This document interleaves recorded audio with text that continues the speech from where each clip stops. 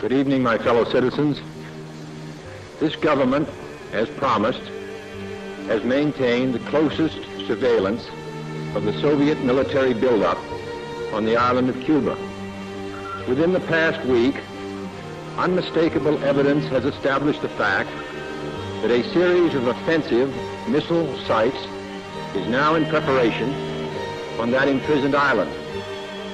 The purpose of these bases can be none other than to provide a nuclear strike capability against the Western Hemisphere. Only last Thursday, as evidence of this rapid offensive buildup was already in my hand, Soviet Foreign Minister Gromyko told me in my office that he was instructed to make it clear once again, as he said his government had already done, that Soviet assistance to Cuba, and I quote, pursued solely the purpose of contributing to the defense capabilities of Cuba, unquote.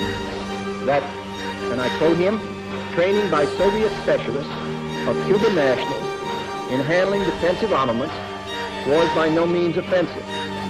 And that if it were otherwise, Mr. Gromyko went on, the Soviet government would never become involved in rendering such assistance, unquote. That statement also was false.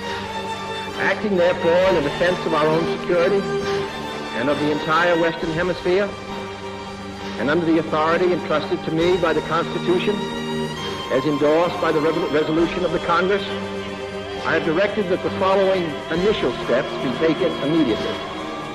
To halt this offensive buildup, a strict quarantine on all offensive military equipment under shipment to Cuba is being initiated. All ships of any kind bound for Cuba, from whatever nation or port, will, if found to contain cargoes of offensive weapons, be turned back. It shall be the policy of this nation to regard any nuclear missile launched from Cuba against any nation in the Western Hemisphere as an attack by the Soviet Union on the United States, requiring a full retaliatory response upon the Soviet Union. I call upon Chairman Khrushchev to halt and eliminate this clandestine, reckless, and provocative threat to world peace and to stable relations between our two nations. I call upon him further to abandon this course of world domination and to join in an historic effort to end the perilous arms race and to transform the history of man. Our goal is not the victory of might, but the vindication of right. Not peace at the expense of freedom, but both peace and freedom here in this hemisphere, and we hope around the world.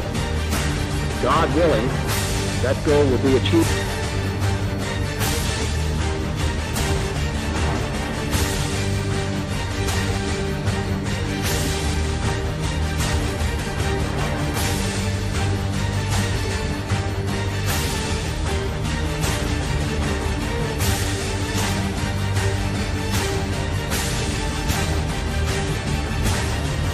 Premier Khrushchev has sent a message to President Kennedy today. The British government has ordered the dismantling of weapons in Cuba, as well as their crating and return to the Soviet Union.